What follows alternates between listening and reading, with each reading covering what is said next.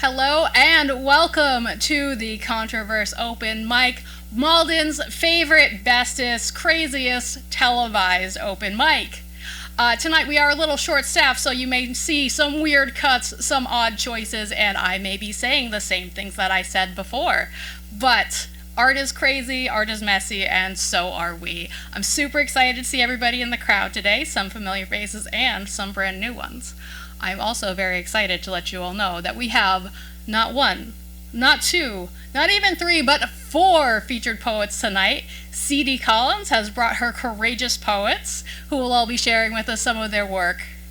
The way we typically do our open mics is our open mic folks will have one piece that they can do per round, about 3 minutes. Our features are going to follow a slightly different format because they're all new poets, and we really want to hear what they have to say. Now, without further ado, I'm going to invite up C.D. Collins, who will introduce her Courageous Poets.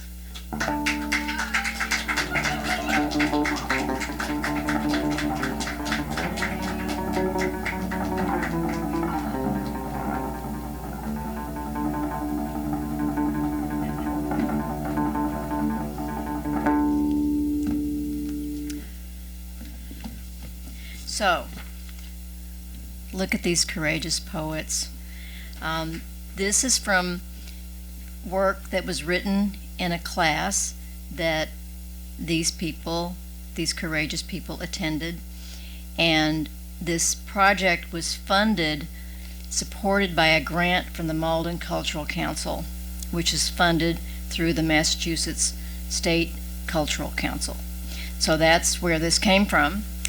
And I'm probably going to do things tonight too, because why not? It's Pride Month. I don't know if you noticed, and so I'm probably talk about Pride a little bit, but I'm going to first and do a poem about it, but I'm going to first introduce Lisa Sears. Lisa is a visual artist with a BFA in painting and drawing.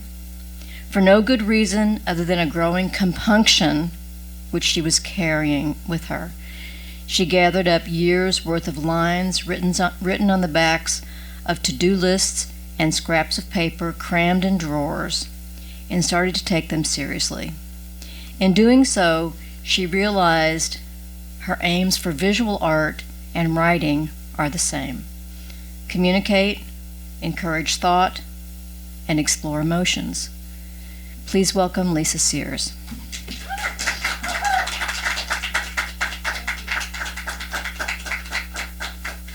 Howdy. The Sears legacy. It does not do to be blind on the ocean, to squint and peer into shadowy edges, into fictitious ends of the earth without clear sight. You can fling your arms out to the cardinal directions and hope to feel a calming pull to the horizon, or tie your center to the rigid mast, ignoring the flapping sails of warning to secure a false balance with the whole.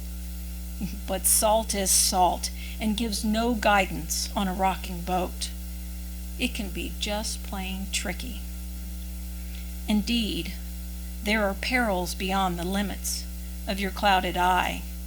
The gaping maw of destruction looms with fangs of tar, or with ragged rocks awaiting to splinter planks of wood or shred sheets of metal. It matters not the surface of your craft. It matters not in these depths of unending water. What you need is second sight, shared by the twin stars of intuition and experience. What you need is a guide, a seer of the sea. Thank you.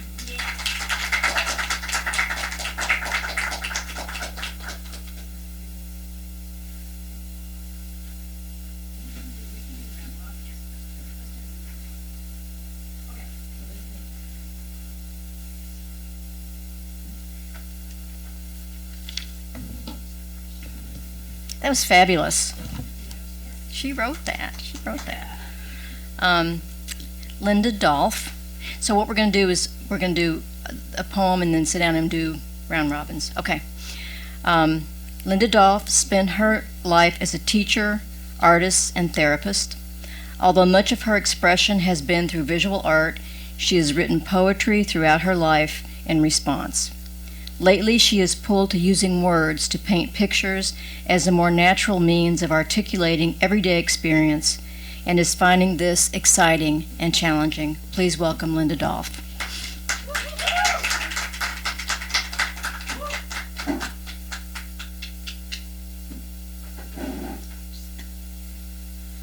Hi, everybody.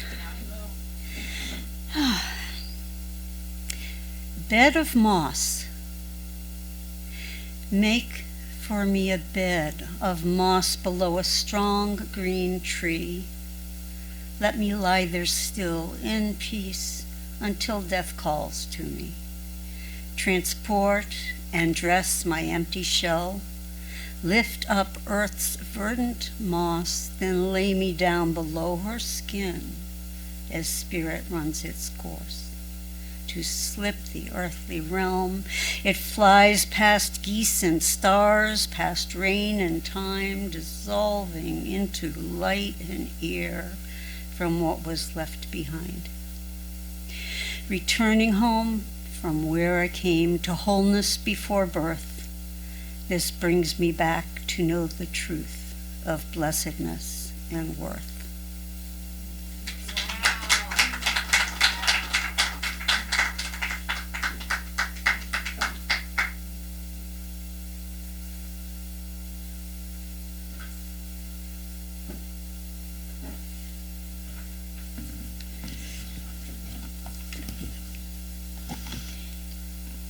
Ian Conley is a writer originally from Eastern Kentucky.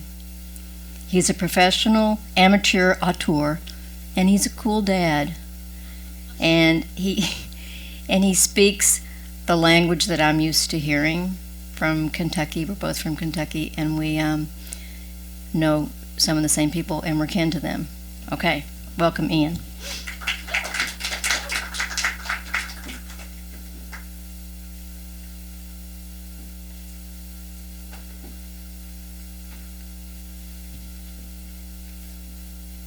Falling in reverse.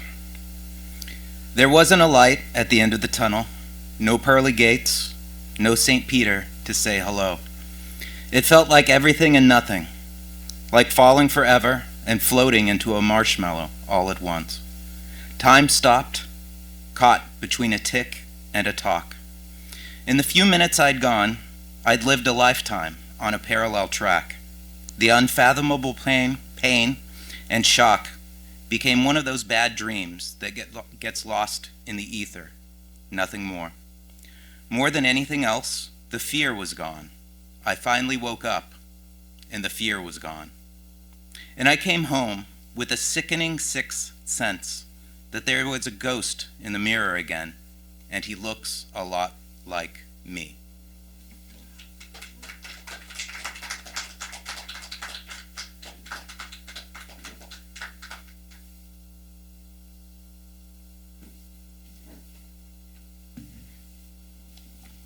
We went deep in the Courageous Poetry group.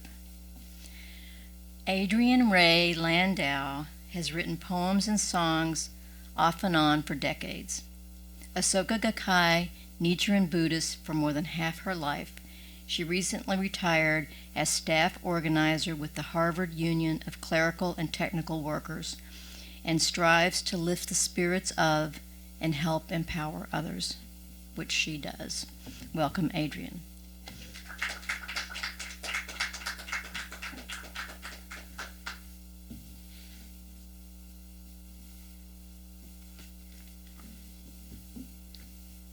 My name is Landau.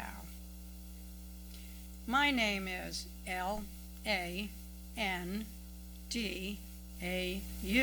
Landau. In the U.S., it doesn't sound like the original German, Landau. 5 decades ago, in Israel, the travel agent who arranged my flight home informed me I should never change my last name, not even for marriage. Sometimes I can smell the air on the kibbutz, where I went seeking something, meaning, collective living, a change, a chance. This name of my father and his lineage is a place in southwestern Germany, home to Jewish people centuries ago. They were tailors and makers of things, eventually pushed out of town, as happened to Jews quite regularly. A bustling town, I imagine, where these makers of things worked very hard from sunrise to night, while their wives made babies and raised them to make things, unless they died before they were ready at 13 to work. I see my dad working hard in the embroidery factory in New Jersey, running enormous machines outfitted with thousands of needles, worrying and banging all at once, all day long. Daddy never finished high school and worked all his life in this, his branch of the Landau family legacy. They made the military patches, decals, and the pretty pink roses that he sometimes brought home to show us. I liked to run my fingers over the stitching. Thank you.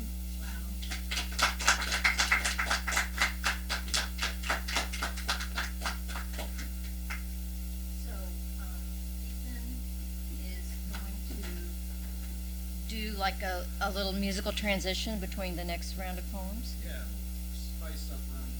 You're going to spice up round two. Okay. Okay. All right.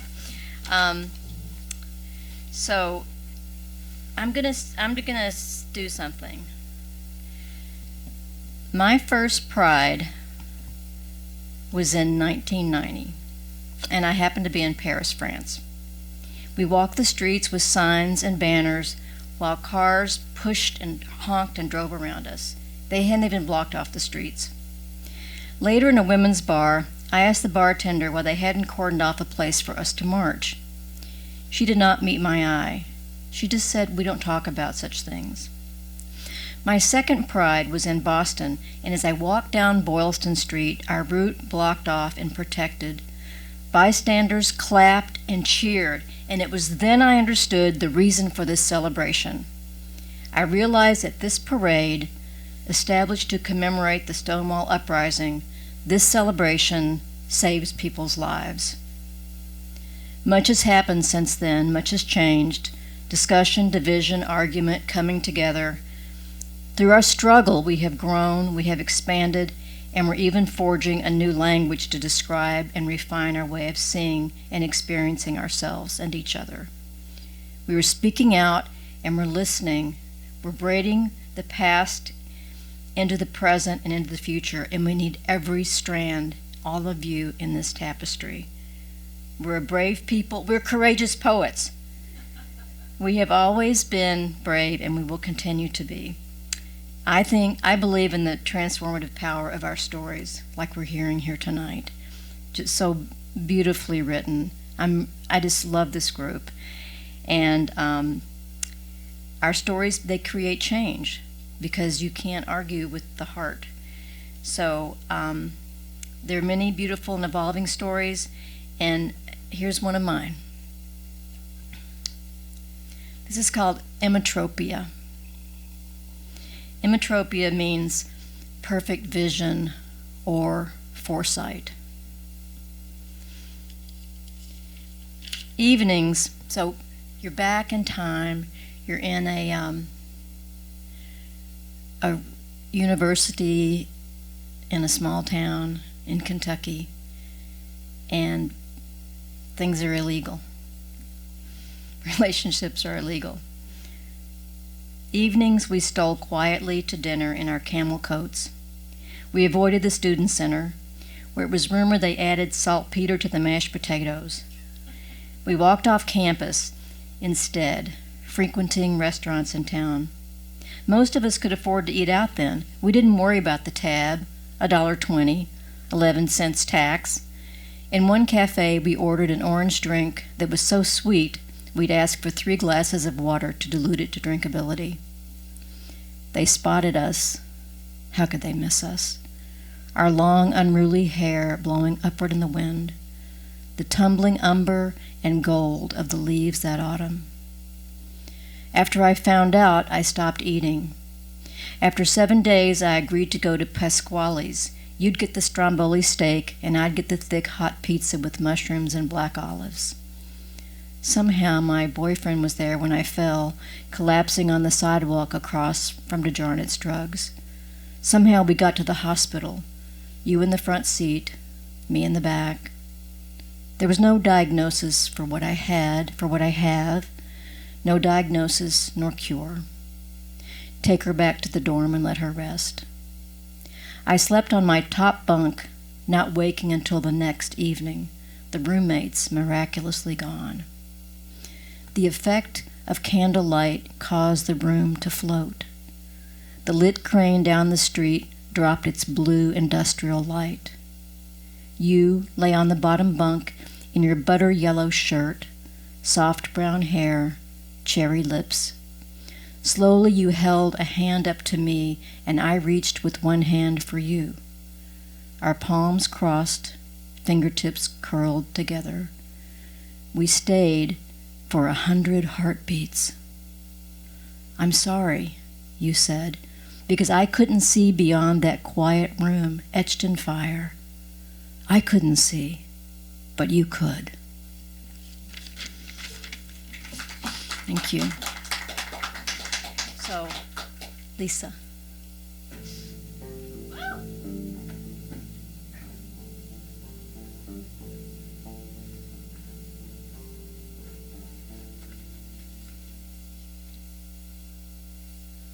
A reminder each Boxing Day. Do not tell me your secrets, not because I will reveal them, but because I will wear them like a scar, a sear on the skin that is quickly covered from modesty.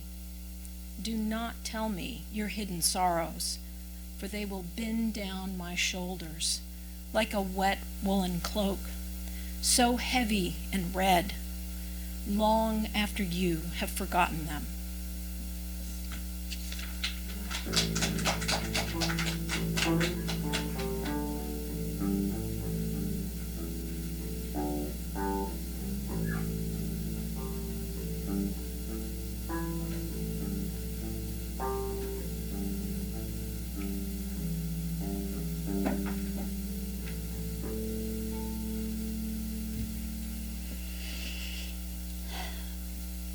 Bullfrog.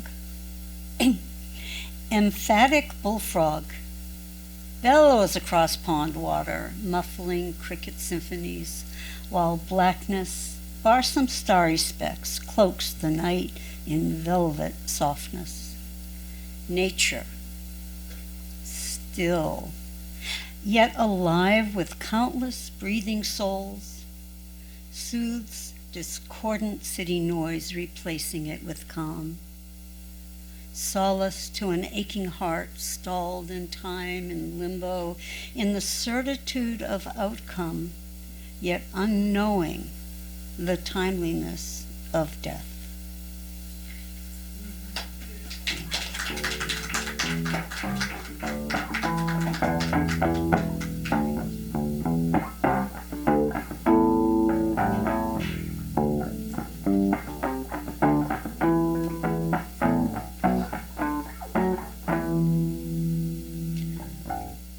Queen Anne. It was the hub of the house, and it was her kingdom. She was the queen. Every night by 7, the smell of onions and garlic simmering, the soft sound of hisses punctuated by explosions, verbal or otherwise. The Bombay sapphire sat next to half-ripe limes, hastily and brutally sliced. The oven was ancient. The heating elements burned through and broken, as often used to light cigarettes as boil water. But they did the job when they had to. And in my dreams, she's still there, toiling away on a meal that I'll never taste, her back forever turned into a horizon I can't reach. And in these dreams, I have no mouth to scream the things I forgot to say.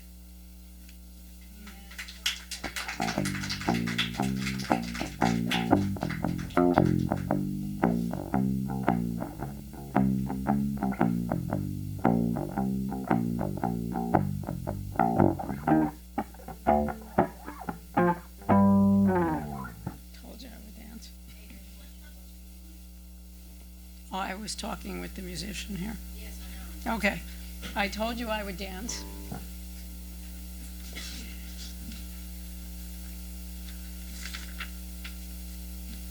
The kitchen. Bee's kitchen was not to be meddled with. We were not to cook or wash dishes, afraid we'd make a mess or break something. It was Daddy's kitchen, too, until he left. Tiny that kitchen was. The table was a mirror framed by a wood half-round and barely sat all four of us when we were an intact family. B, Harold, Sherry, and me, the youngest. I was a slim, fidgety kid who didn't eat enough for Mommy and her Great Depression scarcity mentality. "It's not for the garbage," she would scold. Whatever the meal. "It's not for the garbage." Overcooked chicken, string beans from a Del Monte can, spaghetti with ketchup for sauce. "It's not for the garbage." One day, Mommy wouldn't stop her rant about Daddy being late for home visitations with me. I wedged my fork between the frame, the mirror's edge, pushed down just enough that the mirror shattered. Why can't I remember what happened next? All this other detail, and I can't recall. Was I smacked? Someone must have screamed. I just don't know. I don't think I want to know. No, I don't. Thank you.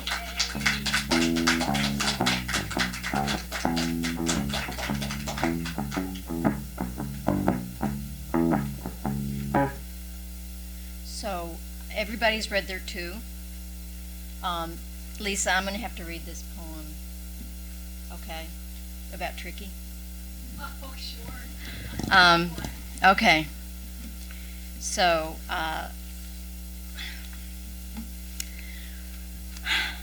I'm just a Kentucky girl in a Massachusetts world. I love New England. I'm the poet laureate of Malden. I love Malden.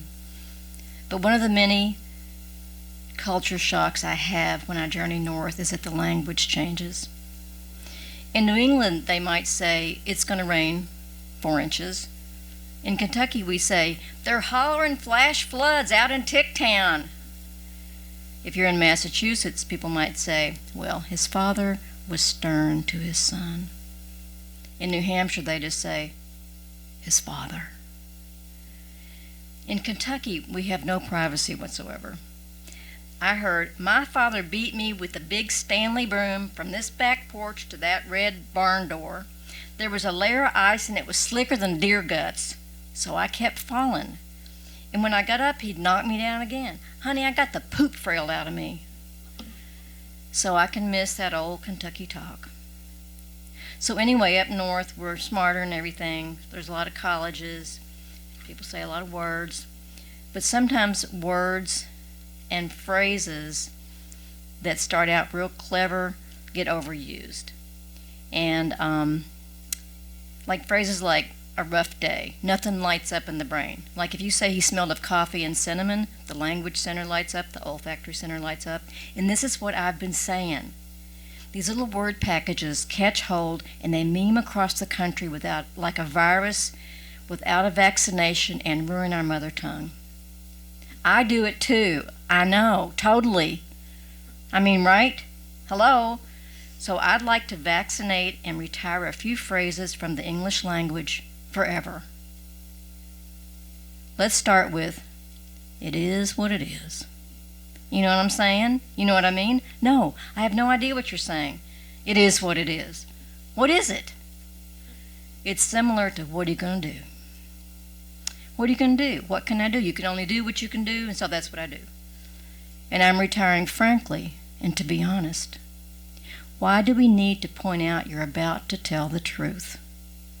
What are you usually doing? Are you usually being tricky? Tricky is the worst. This word has completely saturated the language and shoved out so many worthy adjectives. The word tricky makes me feel like I got to figure out a puzzle with some of the pieces missing. It's like watching Tom Cruise act. I mean, he's from Kentucky, I can say that. I want to understand, but there's just not enough information. And creepy.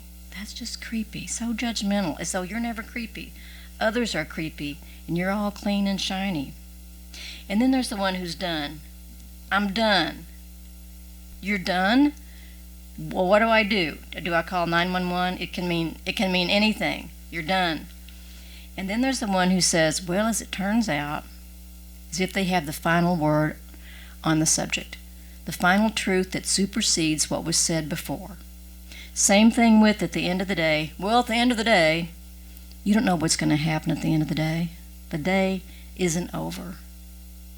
But that being said, why do you need to tell me that you just said that? You said it? I heard it. So here's my retirement poem of lazy speech for a parallel universe where there appears to be a conversation going on. It is what it is. What are you going to do? You know what I'm saying? Do you know what I mean? Frankly, to be honest, it's tricky. It turns out that said at the end of the day, it's creepy. You think? I'm just saying. Thank you. Now we're going to have, I think Anne's going to read a poem, or she's in the open mic. Okay, all right. Thank my beautiful, courageous poets.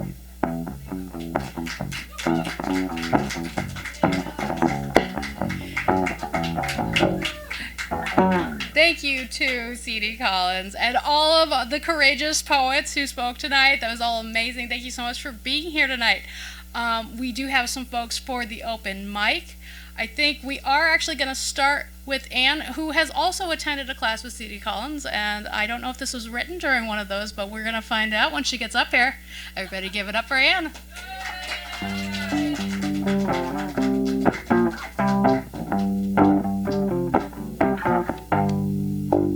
Hello.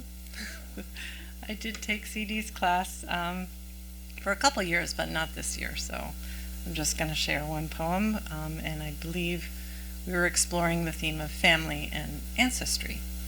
So this poem is called Chaled. In a village, there was a woman, and she made the bread, coarse grains grown in wheat fields, risen in warmth, baked in a communal oven. During times of war, the bread was rough and went stale easily, and needed to be soaked in water, doused in olive oil, sprinkled with salt, and warmed again in the hearth. They called it chaled. Still to this day, you showed me how to shower the chunk of bread with water, smother it with olive oil, extra virgin, of course, and sprinkle with salt, broiled in our modern oven, on high, but watch it. A poached egg on top, even better, tasting of my ancestry, my ancestors' peasant bread, basic, nourishing, filling, fulfilling.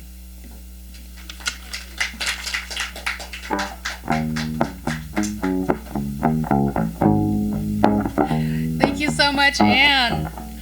Up next on the open mic, we have regular friend of the show and amazing human being. Please, everybody, give it up for Donna.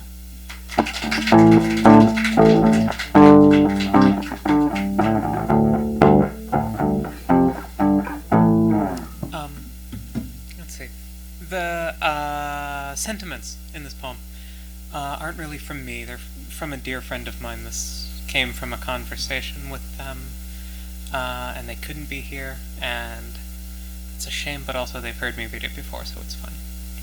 Okay. Let no one say they're on our side. It's fine. Difference is not so bitter a pill. Better the doctor that takes cash. Better gray market compounds where there is love than a flag we'd have to stand for. If you left your fatigues in the bottom drawer of your last apartment, don't go back for them. Let titles lapse. Go by your latest name with anyone who can pronounce it. Say victory with our faces to the mud, to the wall, victory in the wolf-swept countryside, victory breaking bread with our alien kin, victory warming our hands in one another's hands.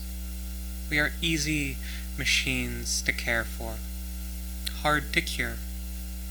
Step single file through oil slicks and borrowed boots to purchase unfair secrets. Bathe in shaky fire to do your love's work. Better this way than bannered up and gleaming. Better than an army. Give me friends and mercenaries. Give me your hand.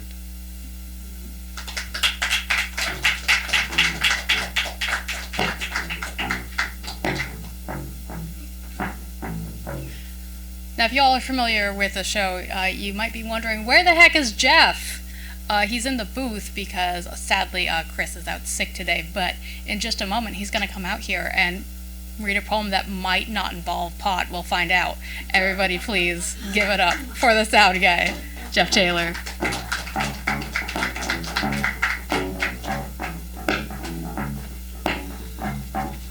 Now I feel like I'm like set up with like expectations on the content of my poem here, but I don't know. I don't really deliver on that one. For this poem. This is a newer poem called "Dreams of My Laughing Fist."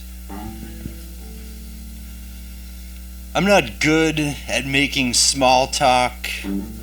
I say things like, "Does the muse know anything about money?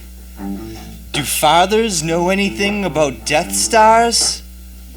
Do broken pencils know anything about ADHD? Do ninjas know anything about organizing my thoughts?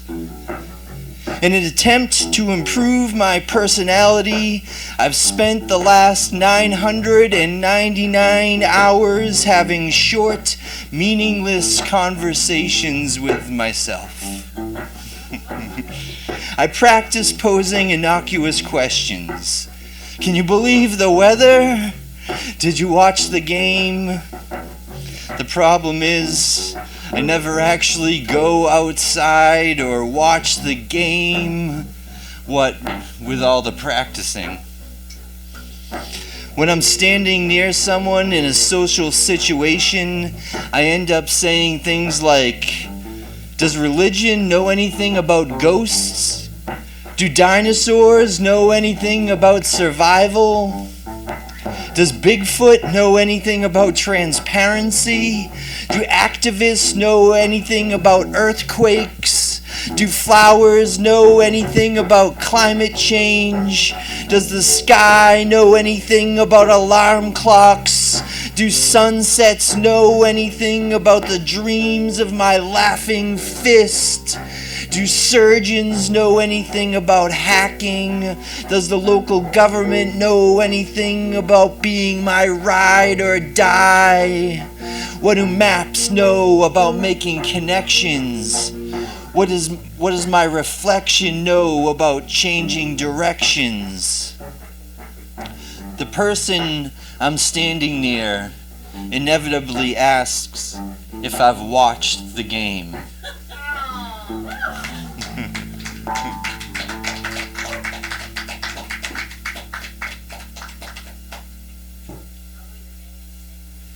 Thank Thank you, Jeff. I'm sorry for setting unreasonable expectations. That's on me. Over here trying to be clever. We all know what happens when you try to be clever. Okay, fair enough. He does usually deliver. Anyway, so this weekend has been a lot of fun for us. Ethan, Jeff, and I were up in Medford for Porch Fest. And let me tell you, it has been fun this year having Porch Fest organizers take a chance on spoken word. Because, of course, you know, when you've got a show to do, you always write new stuff. So here's some new stuff. Hope you all enjoy it. I actually picked this one because of your introduction for Lisa. It reminded me of a piece of this. Is it really art if it's not made out of scraps scrounged from the trash? If you didn't make it when you were supposed to be productively doing something else entirely? Is it really a poem if it isn't scratched on the back of something else, chicken scrawled frantically before the idea leaves, gnawing at your insides until the day it's freed? Is it really anything if it wasn't born screaming? Sure, there are masterpieces made leisurely, and there are monuments to adequate support for artisans, giving them time and space to refine what was a wild neural firing into something worth admiring.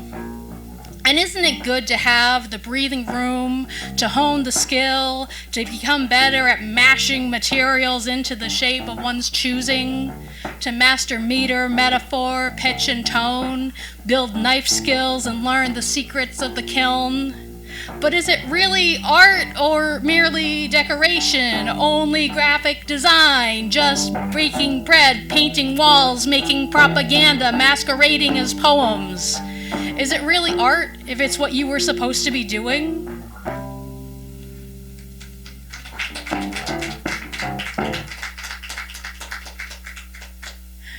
Thank you all. We do have time for a round two. During round two, anybody, of course, is welcome to come up, including people who are running the cameras, if you want. We also will occasionally have silly games, which I think today we probably are going to do. Would you all like to make Jeff read one of mine without rehearsing? There we go. See, we like torturing people around here. It's fun. So I am going to hand Jeff this one. I'm not even going to tell him ahead of time. That's Jeff!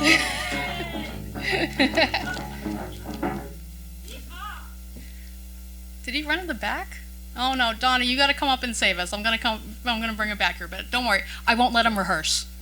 Everybody, give it up for Donna.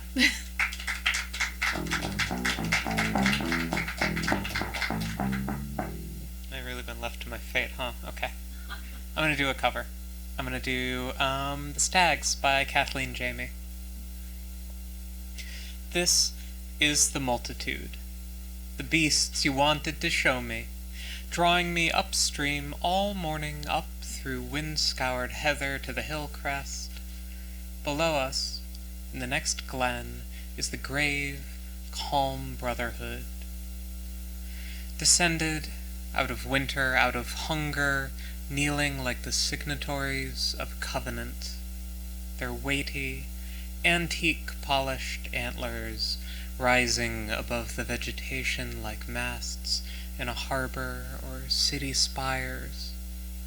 We lie close together, and though the wind whips away our man and woman smell, every stag face seems to look toward us, toward but not to us. We're held, and hold them in civil regard. I suspect you'd hoped to impress me, to lift to my sight our shared country, lead me deeper into what you know, but loath to cause fear, you're already moving quietly away. Sure, I'll go with you, as I would now, almost anywhere.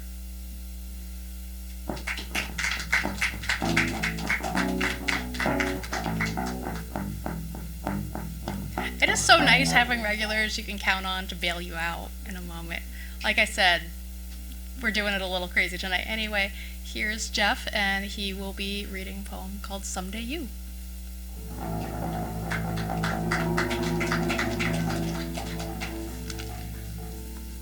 Basically, you knew which poem I was going to read at the same time as me. So this is Anna's poem called Someday You. Someday you will be in the hands of a friendly fisherman, tail clipped, barnacles trimmed, tossed back in with half a baguette in your confused claw as you hop in a 1 a.m. cab.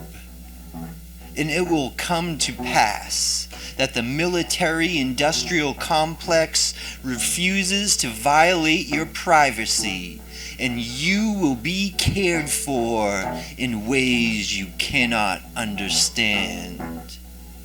Feeling out who you are now, that you cannot be the skins you've already shed, someday you will fall under the spell of a witch in Salem, stone cold sane and sober, tethered to your body in time, laughing through what would have killed you only a year ago.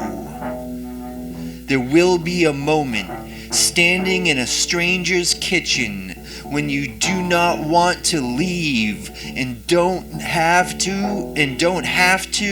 and nothing will be wrong. Every touch and tangent landing as let slip your restraint, even if you can't slide out of the handcuffs this time. Someday you will let go of what looked good on a piece of paper, and all of the birds you set free will be happy with the new partners and new nests, singing to the sunrise, no regrets. The ghosts will quiet, and you will hold your own umbrella and sing for yourself, whatever the hell you want to.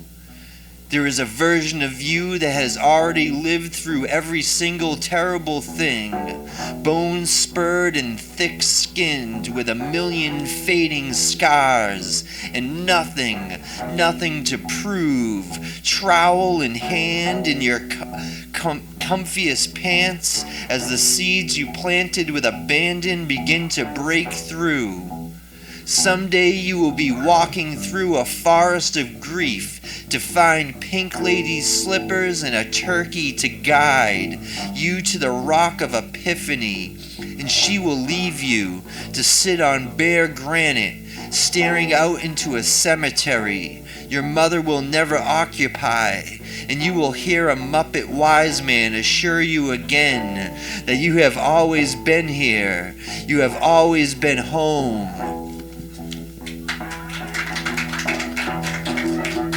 I love that poem.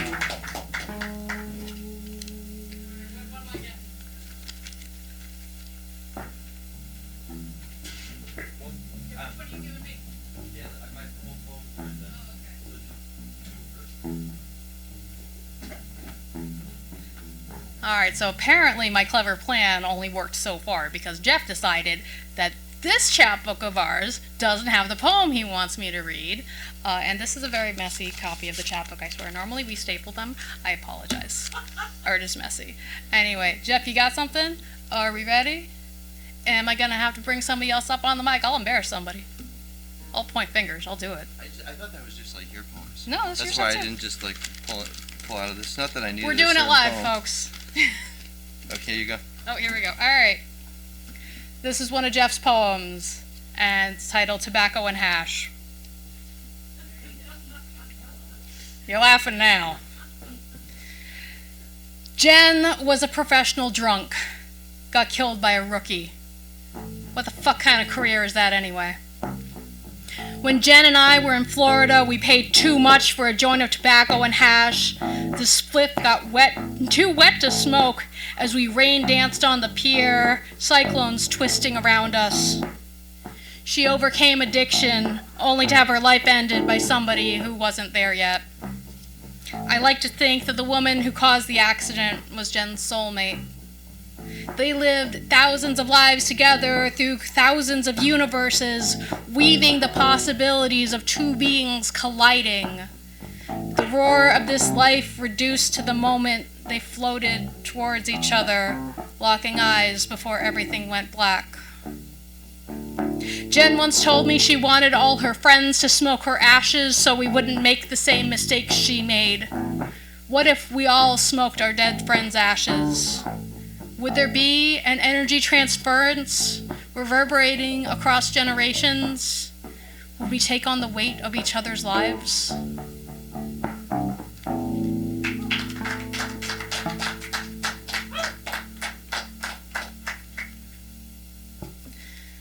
All right, we've got a little bit of time left. I'm going to see, does anybody have anything that they would like to read? I've got one hand. Why don't you come on up here? You can do it, Adrienne. I believe in you.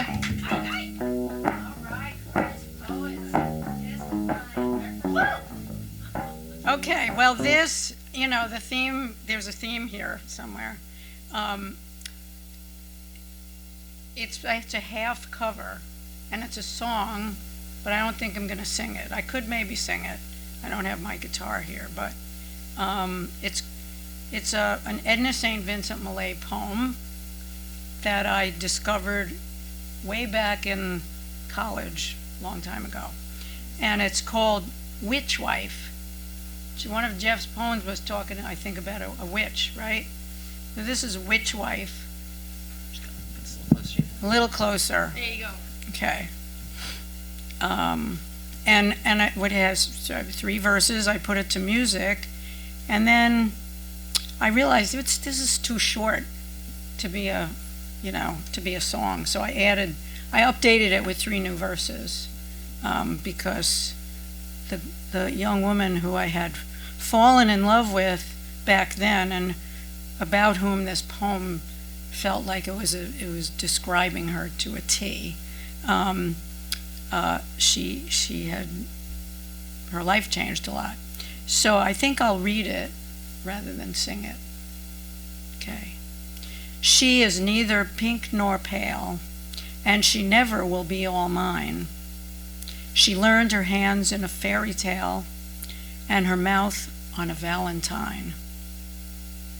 She has more hair than she needs. In the sun, 'tis a woe to me. And her voice is a string of colored beads or steps leading into the sea.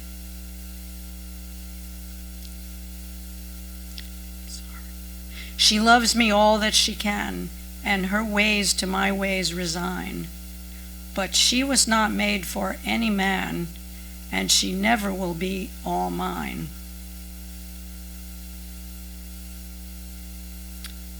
Now this is the update. I never said she never was mine. She asked to hold me tight. Her mouth was quite divine, if only for just one night. She loved me all she dared. It never would be for more. But she was not made for either man, and she met a woman she adores. Though it wasn't me she took, she learned she wanted true love. With a woman, and that made my day. With a woman, and that made my day. Thank you. Wow. Happy Pride. Happy Pride, everybody. Up next on the mic, we welcome again Malden's Poet Laureate, C.D. Collins, as soon as she figures out which one of them. You got it? All right. You can do this. I believe in you. Come on up.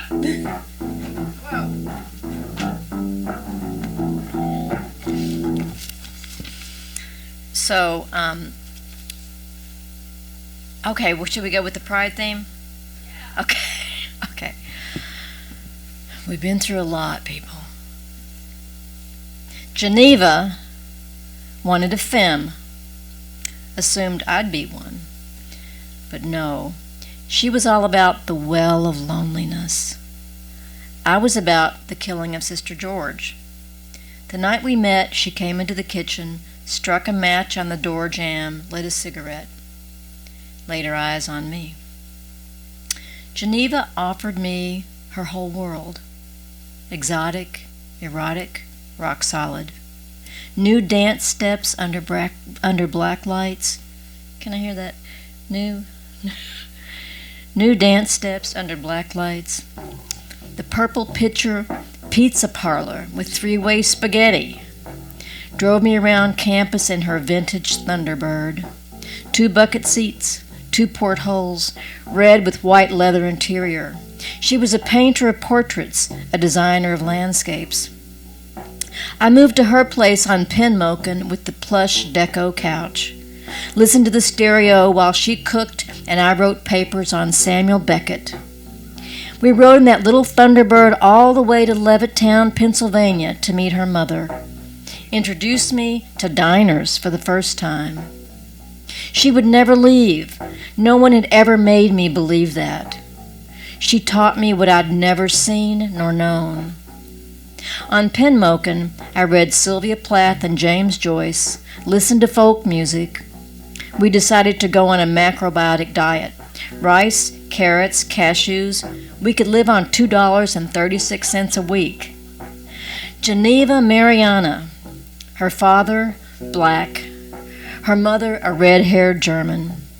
Geneva and her father had hidden in the floorboards all through Virginia while her mother drove. Geneva, who felt compelled to wash her hair with pine tar soap. She kept a journal for me every day when I traveled across the country. Her draftsman, handwriting, and ink drawings.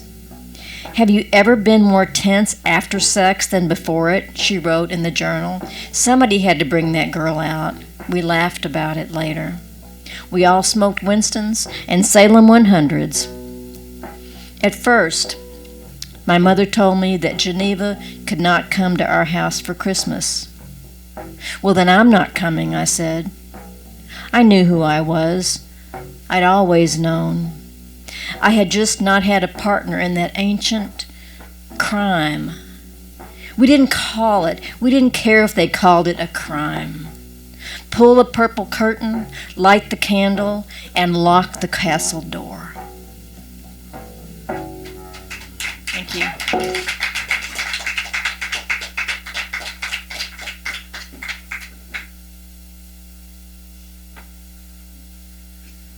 All right, everybody. I think we're coming close to the end here, so I'm going to let you all decide. Would you like to hear a brand new thing that I wrote that makes no sense, or something about my completely unreasonable spiritual aspirations? I know. I mean, also, like, I like making my stuff, like, nobody can see them.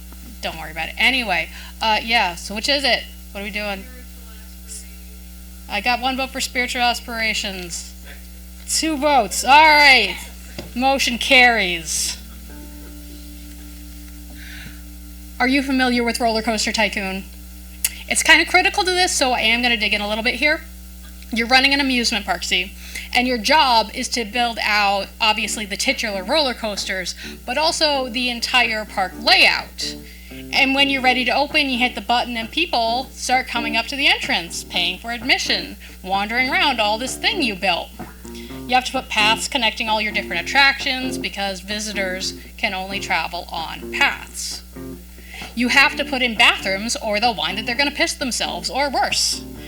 The whining is somewhat useful feature of the game. It is annoying, though. They whine if the roller coaster is too much. Sometimes they'll puke on the path. They whine if they get lost. They whine if they can't find an amenity they need. You get these little alerts that pop up when someone's in distress, and you can click the thing to center on whoever's currently in crisis. I sometimes like to think of the universe as a video game running on some impossibly complex software somewhere I can't point to or imagine. The simulation hypothesis is popular among a subset of nerds. It's a fun thought experiment, nothing else. Don't get too married to it. Everything is metaphor in the end. When folks talk about their spiritual aspirations, there are a few camps that most fall into. Some people want to kill God. Some people want to be God. Some people want to meet God and have a nice chat over tea. And yeah, there are definitely days where I want to find whoever's running this place and show them what. But that's not my real aspiration. See, sometimes, every once in a real while, you'll be playing Roller Coaster Tycoon, right? And you'll get the alert that someone is in distress, and you click it to find whatever the sorry bastard is, and it will take you way the fuck off to some far-flung corner of the map you haven't developed at all, with no path leading to it and no possible way anyone could be there. Only that's where your visitor was, screaming in the wilderness and unable to find their way back to where they belong. You can't be mad at them, even if you normally get annoyed at the visitors, even if you're normally a sadist who wants them to suffer and laughs when they throw up, even if you have a million other things on your mind that had nothing to do with them or the game at all. No, you just sit there, dumbfounded, trying to figure out how in the flying fuck this one guy defied all the laws of this tiny little bottle universe they live in to wind up somewhere they absolutely could not be. And you pick them up by the scruff of the neck and plop them back on the path of their intended reality. I want to be that guy. I want to break reality and confuse the fuck out of whoever's watching.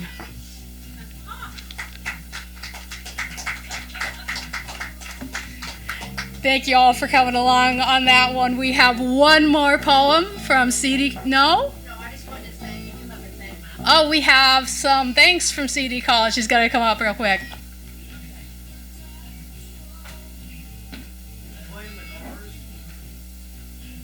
So I just wanted to say to, and everybody here, thank you so much for hosting us. Thanks to the Malden Cultural Council, the Massachusetts Cultural Council for sponsoring us, for sponsoring the class. I really liked this class, and you guys showed up tonight, and you wrote those poems, and you dug deep, and I'm going to cry. I really appreciate you all, the work that you did, the revisions that you made, the rehearsals that you did. It was just absolutely beautiful and courageous.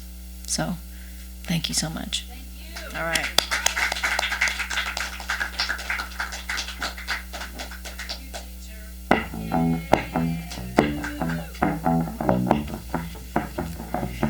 Thank you again to C.D. Collins. Thank you to all of our courageous poets, Lisa, Linda, Eden, and Adrienne. Thank you to all of our open mic participants.